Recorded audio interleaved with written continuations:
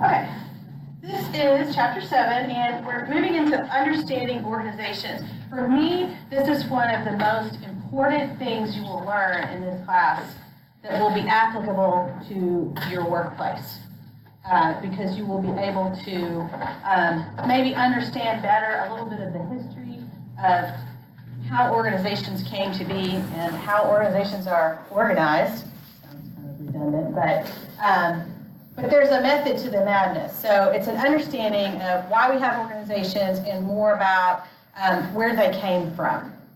And a little bit about the setup of specifically nonprofit organizations.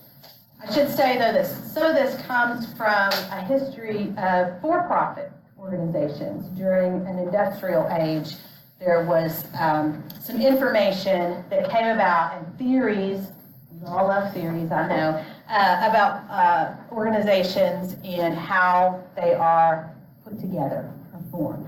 So you'll see that. Okay, so as change agents, social workers provide professionally assisted change. That means you are a professional, and I have said this before, I'll say it again. Sometimes people think of social workers as just volunteers or people who just care a lot about everyone else and they just go around helping. Now, we are a legitimate profession with a code of ethics that we follow, and also a methodology and empirical evidence that supports what we do. And so it's important to know where this information came from. So this particular chapter introduces some theories about the structure of organizations, worker involvement, and management. A big piece of what social workers do is effect change either within an organization or outside of the organization, or sometimes advocating for the people who are served by the organization. But you can also have change within the organization at the management level. So it's important to understand that there are many different levels of change within an organization. So for example, when I first started my career in social work, I was at Big Brothers Big Sisters, and I was a caseworker, case manager.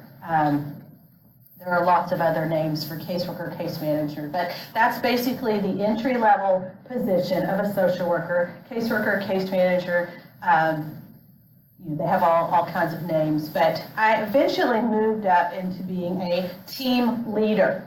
Okay, so if you think about a hierarchy in management, that was a middle management position, if you will. Then there was the idea of program manager. And then you could also be a supervisor. And then you could be the executive director eventually. But it's important for you to understand that there is sort of a pecking order. I learned about that on Saturday. There really is a pecking order. Just thought I'd use that. Anyway, my online students will be, what is she talking about? Anyway, so we live in a world of organizations, and all of these different organizations influence our surroundings, who we are, how we navigate life. A big part of your job as a caseworker or in any position will be helping your clients to navigate life. So it'll involve places like, the fire station and the grocery store and the church or the post office. All of these various places, schools, will be part of the organizations that you're involved in. You may work in one of these organizations. You might end up working at the police department as one of their community outreach people, or you might end up working, I don't think you'll work at the post office, but maybe if you're in human resources or something and they need some counseling at the post office, you might work there. But you may work at the school. You could also work in a faith-based organization. We work in a variety of nonprofit organizations, or what is known now as human service organizations. When I was in your seat, we didn't have that term. That's a new term, new to me, human service organizations, so HSOs. But these are all the organizations where I worked from 1990 to 2017. I started out at Big Brothers Big Sisters, and then I went to, where did I go? Metro Care, which actually is MHMR. It's now Metro Care. And then I went to Alliance for Children, and then Safe Haven, and I worked a little while for the school district, and I do the Carson Cares thing, and I'm also on the board of Arlington Alliance for Youth. So you can see I've been involved in a lot of different organizations, and you as a social worker will also be involved or connected with or have some knowledge of a whole lot of different organizations. So kind of how it works, and I'll just digress a little bit from macro, but how it kind of works as a social worker is you'll have your entry level job, which will likely be some type of case management. You'll have some type of caseload, and as you build your resources, you'll begin to form a little bit of what I like to refer to as a filing cabinet in your brain. And you will be surprised at all of the things you'll be able to remember about different services that are provided in the community for your clients. And so you'll be able to, at some point, depending on where you work and what the resources are that are needed by those clients, you'll be able to sort of tick off in your mind where are all the places that offer housing, and where are all the places that offer food and that type of thing. So in that way, you're going to be very closely related to a whole lot of different organizations.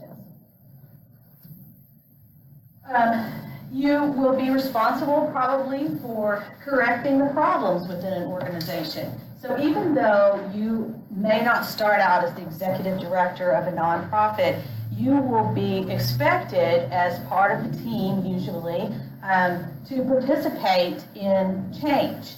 And organizations are constantly changing, especially in social work. We change as fast as society changes. And so you will need to learn how to manage that. I've seen people try to go to an organization and just be the case manager and be a case manager for a long time without having any change affect them or having the organization affect them. And typically those people are not as successful as other people who are willing to embrace change, and I call it rolling with the tide, or catching the wave, or whatever it is, and being open and willing to do that within an organization. And that's where you'll find your leadership opportunities will be the person who is willing to step up to the plate, so to speak. I'm using a lot of sayings there, but step up to the plate and do what is necessary to help affect the change that is needed for those clients. And that's where your macro role comes in. So we affect change in organizations for the benefit of the profession, for the benefit of the organization, and most importantly, the benefit of the clients served by the organization. So on lots of different levels, you'll be involved in change. And it may be something as simple as, Casual Fridays, or something, helping case managers figure out the best way to call clients, or the best way to organize their time. Those kinds of things, as you grow with the organization, you'll grow in leadership too. It's always good to stay around for a while too. We have a high turnover rate in social work, but I've always said if you just hang out long enough, you'll be in charge. It's really true. And sometimes that long enough is only like 2 weeks, or, I've had people go into internships and they were running the place, in a very short time because everyone left and they were the ones left. And so they got a really big responsibility and, rose to the occasion and did what they were supposed to do. And now are a very strong leader in that organization. Depending on what kind of responsibility you want to take on, right? Okay, so the definition of an organization: they're collectives of individuals gathered together to serve a particular purpose.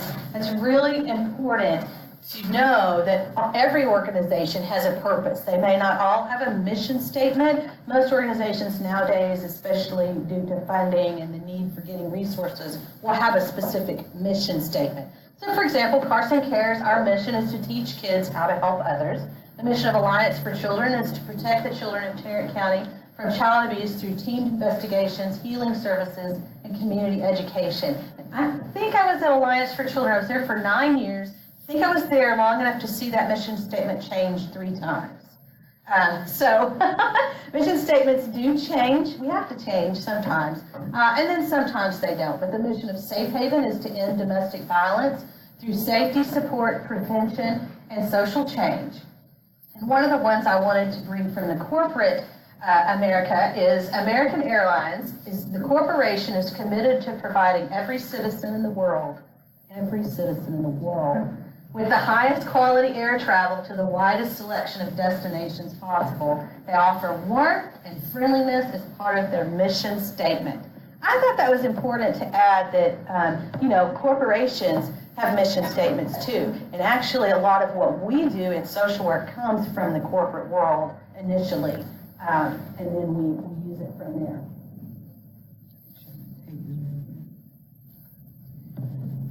So how do we start to understand these organizations? Well, you have to go back to theories. We have to talk about theories. Where did this information come from?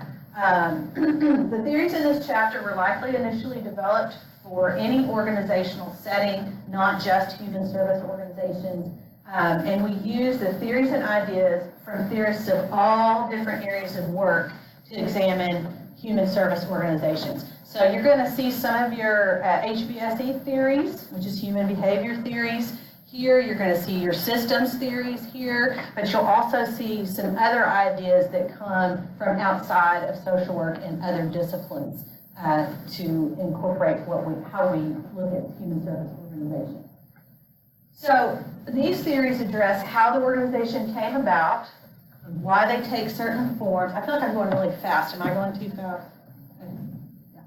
With theories, you don't want to slow down because people knock out real fast. Why organizations take certain forms and how they operate. There are many different theories. Some discuss management. Others look at productivity. Some talk about whether it's an open system or a closed system, and we'll talk about all that. And all of these theories could be useful in one situation or across the board with the whole organization, or also interchangeably. Some of these theories you'll see what happened maybe at the same time. You may be using some of these at the same time. What's most interesting to me about theories is you'll hear it in class and you feel like you're never going to see it or hear it again, but you'll be around a table someday and somebody will say something about the system and you'll go, I know about that. So this is one of those things you're going to file away and remember for later, and it's more of an application. So when you're on the job, you'll actually be applying almost every theory you've learned in social work. And when you get to get your graduate degree, which everyone is going to go get their graduate degree, and when you do, you'll be integrating these into some type of thesis or paper at the end. So you want to remember that. Okay, so this word framing is the way that we organize or think about things. So it's just, framing is just an organizational tool. Sometimes it sounds to me very abstract and like I'm not sure I understand what they mean when they say framing. A colleague of mine the other day said, oh no, this is a different framework. And I'm going, okay, what is that? What? I mean, I understand what that means in one way, but in another way, I have trouble applying that. But anyway, so the course text uses the 4 frames, or we'll call them ways of thinking, ways of looking at, would be a framework. But the structural frame is one that describes the structural architecture, which is the makeup or the roles and relationships and assigned tasks. So how people are organized within the organization. So such as the hierarchy, like I was saying before, you have your case manager, you have your program manager, you have your executive director. When I first started in social work, we had a lot of layers. And then as funds are cut, you'll see those layers diminish a little bit. So you may have started out with a caseworker, and then you have